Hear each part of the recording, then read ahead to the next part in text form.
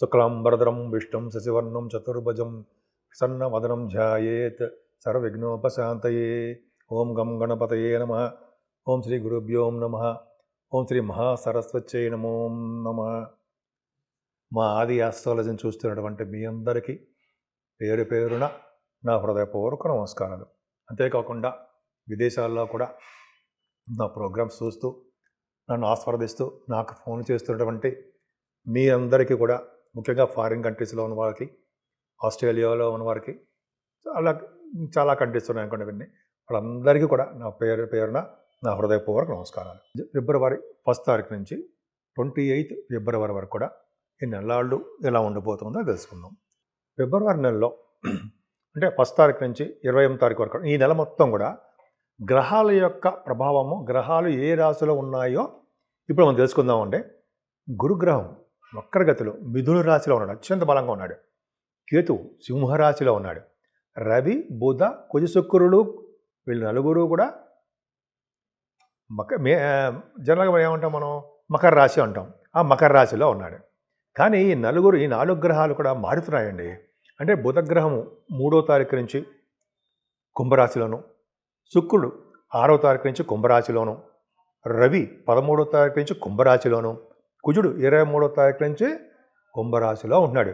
అంటే రవి, బుధ, కుజ, శుక్ర, రాహువులు పంచగ్రహ కూటమి plus కాలసర్పదోషంతో ఏర్పడిపోతుంది.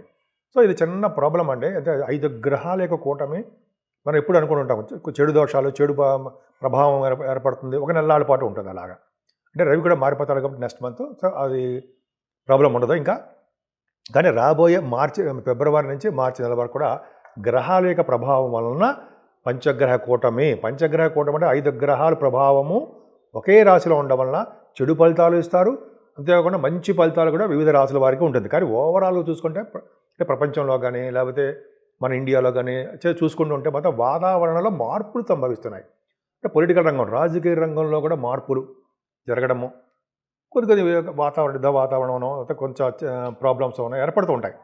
So వీటి వల్ల ఇవన్నీ తప్పించుకోవాలంటే మంచి ప్రభావం కలగాలంటే అమ్మవారే, కామాఖ్య అమ్మవారు యొక్క ప్రభావం ఉండడం వల్ల కానీ, కనకదుర్గ అమ్మవారి యొక్క పూజ చేసుకోవడం వలన కానీ, పరమేశ్వరి అమ్మవారు ఇలాగా చేసుకోవడం వలన, సంతోషి మాత అమ్మవారిని మర్చిపోతున్నాం మనం ఎప్పుడు కూడా. ఆవిడ పూజిస్తేనే సంతోషంగా ఉంటాం మనం. సో ఈ విధంగా చాలా అద్భుతంగా ఉందండి. మనం ప్రతి రాశి వారు కూడా చేసుకోవాల్సిన పూజ ఇదే.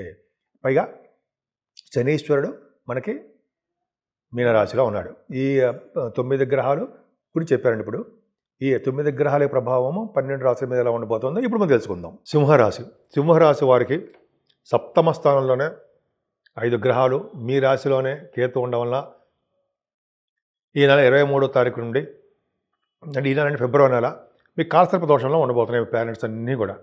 సరే, అది పక్క పెడదామంటే దానివల్ల ఇబ్బంది అవసరం లేదు. కొద్దిగా చిన్న ప్రాబ్లమ్స్ మాత్రం ఉంటాయండి. ఫైనాన్షియల్గా అంటే ఆర్థికంగా కొంచెం ప్రాబ్లమ్స్ వస్తాయి. మీకు రావాల్సిన డబ్బులు సకాలంలో రాకపోవడమో, అదే టైం ప్రకారం జీతాలు మీకు అందుకోలేకపోవడమో, అంటే మీరు ఆబ్సెంట్ అవ్వడం వల్ల, అంటే డ్యూటీస్ కానీ చేస్తుంటారు కదా ఉద్యోగాల్లో కానీ, అక్కడ మీరు ఆబ్సెంట్స్ అవుతుంటారు, లేకపోతే కొంతకాలం సంథింగ్ మొత్తం ఏదో కారణాలు ఉదాహరణ చెప్తున్నా వలన ఆలస్యంగా మీకు డబ్బులు వస్తాయి కానీ ఆలస్యంగా వస్తూ ఉంటాయి. ఫ్యామిలీలో కుటుంబాలు చికాకులు, కోపతాపాలు ఇవన్నీ ఉంటాయి. ప్రయాణాలు కూడా అధికంగా మీకు కనిపిస్తున్నాయండి. మీరు చేస్తున్నటువంటి 4th హౌస్ లార్డ్ 7వ భావంలో ఉన్నాడు. కుజుడు బ్రహ్మాండంగా ఉన్నాడు. భయపడాల్సిన అవసరం లేదండి. ఆయన ఫారిన్ కంట్రీస్ యోగాన్ని ఇస్తాడు, కొంతమందికి సకాలంలో పెళ్ళేటి చేస్తుంటాడు. ముఖ్యంగా మీ చదువులో ఆటంకాలు కలగకుండా చదువులో రాణింపు మీకు ఉంటుంది. చదువు అద్భుతంగా రాణిస్తారు. తల్లిగారికి ఆర్థిక పరిస్థితి, కుటుంబాల్లో వృద్ధి కలగడము, ఇవన్నీ మీకు చెప్పదగ్గ అంశాలుగా చెప్పచ్చు. అంతేకాదండి, రైతులకు కూడా ఎటువంటి పంటల నష్టాలు రాకుండా సుఖంగానే ఉండడానికి, డబ్బులు రావడానికి అవకాశం ఉంది. ఏదేమైనా మీకు పుత్ర సంతానం కలగడము, స్టాక్ మార్కెట్లో బాగా రాణించడము, అలాగే మీకు నటనా రంగంలో, కళారంగంలో, మీకు సాహిత్య రంగంలో బాగా రాణించడము, సాహిత్య రంగం చేసుకుంటూ మీకు యాక్టింగ్ చేయడము ఇక్కడ మీకు బాగా వచ్చు. సాహిత్యంలో బాగా చెప్తుంటారు.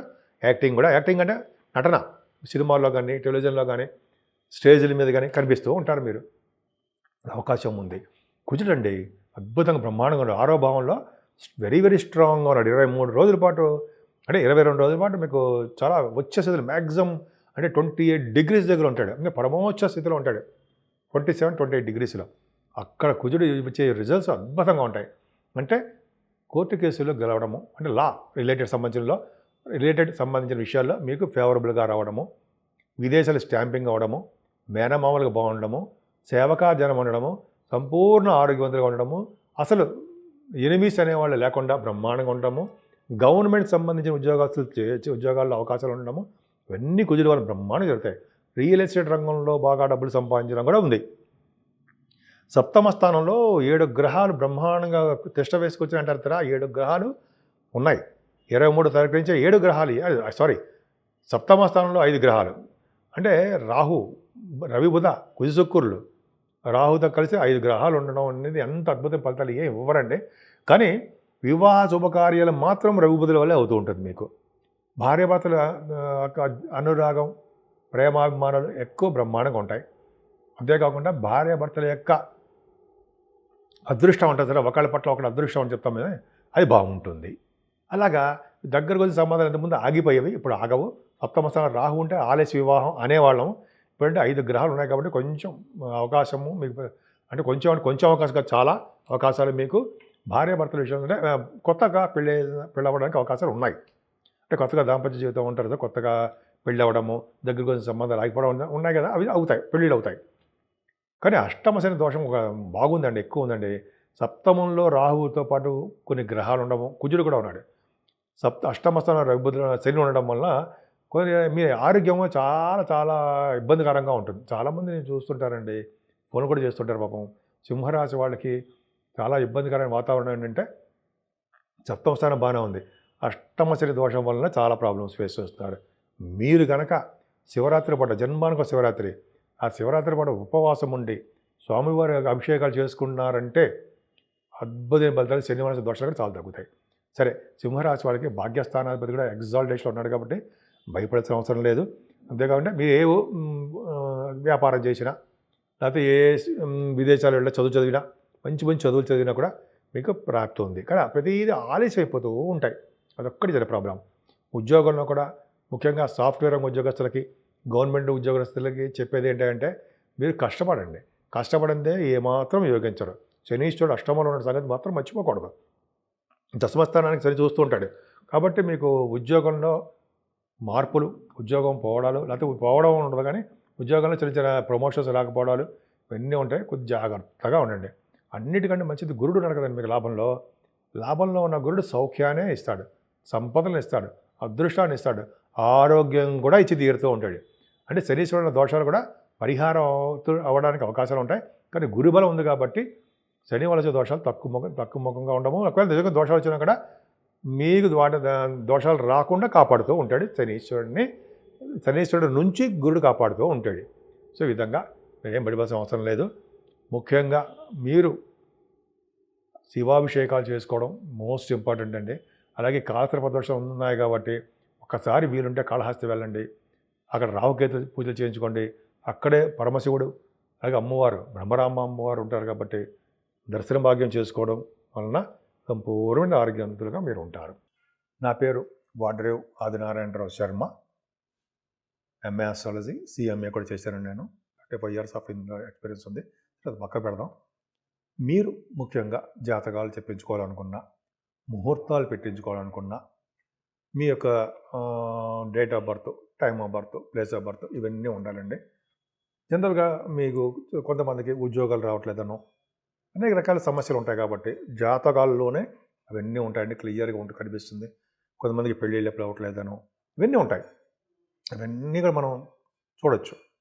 అంతేకాకుండా వాస్తు సంబంధించిన విషయాలు కూడా నేను చెప్తానండి. మీకు ఏమైనా ప్రాబ్లమ్స్ ఉన్నా, డౌట్లు ఉన్నా, ఒకవేళ అయినా తెలుసుకోవాలనుకున్నా, మీ ఇంటి గురించి కానీ, మీ ప్లాన్ గురించి కానీ తెలుసుకోవాలనుకున్నా కూడా నన్ను సంప్రదించవచ్చు. వాట్సాప్లో మీరు మెసేజ్లు పెట్టండి. ఫోన్ చేస్తుంటే నేను ఇలా షూటింగ్స్లో ఉండడం వలన, ప్లస్ జాతకాలు చెప్పడం వలన కొన్ని సందర్భాల్లో ఫోన్స్ లిఫ్ట్ చేయలేకపోవచ్చు. బట్ మనం తప్పకుండా నేను మళ్ళీ మీకు నేను కలుస్తాను అంటే ఫోన్లో తప్పకుండా మీకు రెస్పాండ్ అవుతాను. సో ఈ విధంగా ఉందండి. మీరు మెయిన్ ఇంపార్టెంట్ అంటే డేట్ ఆఫ్ బర్త్ ఉండాలి, టైమ్ ఆఫ్ బర్త్ ఉండాలి, ఇవన్నీ ఉండాలి. వాస్తు అయితే మీ పేరు మీద ఆధారపడి ఉంటుంది. ఏ వైపు తూర్పు వైపు బాగుంటుందా అలా అనుకుంటాం కదా! వాటి గురించి చెప్పుకోవచ్చనమాట. ఏ ఫేసింగ్ బాగుంటుంది అనేది తెలుసుకోవచ్చు. సరే. ఇప్పటి వరకు మనం చెప్పుకున్నామండి. అసలు యాక్చువల్‌గా 12 రాసుల వారు అంటే మేషరాశి నుంచి మీనరాశి వారి వరకు కూడా తెలుసుకోవాల్సింటే పరిహారాలు ఏంటి? మనం తెలుసుకుందామండి. అంటే చేయవలసిన పూజలు. పూజలు పరిష్కార మార్గాలు చేసినంత మాత్రాన పోతాయా? అంటే జనరల్‌గా ఈ దోషాలనేవి మనకి ఆపాదించబడడానికి చాలా తక్కువగా ఉంటుంది. ఇప్పుడు చూడండి, ఇప్పుడు మనం శనీశ్వరుడి గురించి చెప్పుకుంటున్నాము. శనీశ్వరుడికి కర్కాటక రాశికి అంటే శనీశ్వరుడు వలన అష్టమ శని దోషము, ఏలినాటి శని ప్రభావ దోషము, అలాగే అర్ధాష్టమ శని దోషం ఇవన్నీ ఉంటాయి. అష్టమ శని, అర్ధాష్టమ శని. సో ఈ శనీశ్వరు వలన ఏం పూజిస్తే బాగుంటుంది, ఎవరిని పూజిస్తే బాగుంటుంది అనుకుంటూ ఉంటాం కదా. దక్షిణామూర్తి గారిని ఒకసారి పూజిద్దామని మనం అందరం కలిసి. వేద సహిత దక్షిణామూర్తి గారిని పూజించడం వలన, శ్రీ ఆంజనేయ స్వామి వారిని పూజించడం వలన, హనుమాన్ చాలీసా 40 రోజుల పాటు రోజుకు ఒక్కసారి విడవకుండా చదివిన వారికి విద్యలోను, వివాహంలోను, అలాగే ఎటువంటి ప్రాబ్లమ్స్ వచ్చినా వాళ్ళని భార్యాభర్తలు కలపడంలోనూ స్వామివారు త్వరపడతారు. ఇంకా చెప్పాలంటే శనీశ్వరుడు వల్ల వచ్చే దోషాలు కూడా పరిహారం అవడానికి కూడా శనీశ్వరుడు ఆంజనేయ స్వామి వారికి కూడా మాటిచ్చాడు. సో దాని ప్రకారం అంటే మాట ఇవ్వడం అంటే మిమ్మల్ని పూజించిన వారికి నేను శనిదోషం అంటాను. అలాగే ఎవరైతే మీకు సింధూరం రాయిస్తారో మంగళవారం కానీ, మీకు అంటే అర్థం ఆంజనేయ స్వామి వారికి అని సింధూరం రాయిస్తారో శనివారం కానీ మంగళవారం కానీ, ముఖ్యంగా శనివారం రాయించిన వారికి శని వలన వచ్చే దోషాలు అంటే శనీశ్వరుడు వల్ల వచ్చే దోషాలు చాలా మందికి పరిష్కారం అవుతాయని చెప్పి శనీశ్వరుడే చెప్పాడు. అన్నిటికన్నా ముఖ్యం చెప్పాలంటే కుజుడు కూడా 23వ తారీఖుని కుంభరాశిలోకి వచ్చేస్తాడు. అంటే పంచగ్రహ కూటమి ఏర్పడుతోంది. అంటే పంచగ్రహ కూటమి అంటే రాహు, బుధుడు, శుక్రుడు, రవి వీళ్ళందరూ కుజుడు కూడా ఉన్నారు. పంచగ్రహ కూటమి అంత మంచిది కాదు. అంతేకాకుండా కాలసర్ప దోషం అని కూడా ఉందండి. కాలసర్ప దోషము ఒకటి, పంచగ్రహం కూటమి ఒకటి. అంటే ఫిబ్రవరి నెలలో విపత్తు రాబోతోంది అని క్లియర్గా అర్థమైపోతుంది.